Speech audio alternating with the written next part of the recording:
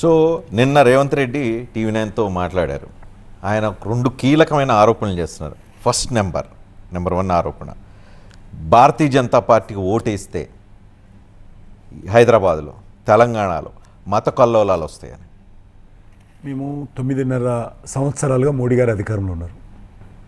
అంతకుముందు కూడా వాజ్పేయి గారి హయాంలో 6 సంవత్సరాలు అధికారంలో ఉన్నాం.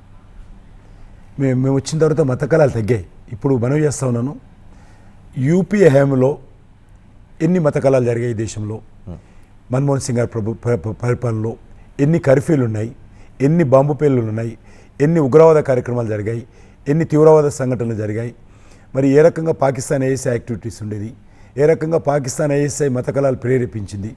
ఒక్కసారి మీరు మీ దగ్గర కూడా దొరుకుతాయి, గూగుల్స్లో కూడా దొరుకుతాయి, చూడండి. పూర్తిగా ఈరోజు మత కళాలు పూర్తిగా అరికట్టగలిగాము. ఎందుకంటే ఎక్కడైనా సరే అది ఎవరి తప్పున్నా, ఏ మతాన్ని తప్పున్నా కూడా కఠినంగా వివరించాం కాబట్టి ఈరోజు మత కళాలు అరికట్టాము. ఉగ్రవాద కార్యక్రమాలు, పాకిస్తాన్ ఐఎస్ఐ కార్యక్రమాలు పూర్తిగా అరికట్టాం. మీకు మనవి చేస్తా ఉన్నాను, మన తెలంగాణలో కూడా అన్ని ప్రాంతాల్లో, అది నల్గొండ కావచ్చు, మహబూబ్నగర్ కావచ్చు, నిర్మల్ కావచ్చు, బైన్సా కావచ్చు, సంగారెడ్డి, అన్ని ప్రాంతాలు కూడా పాకిస్తాన్ ఐఎస్ నెట్వర్క్ ఉండేది.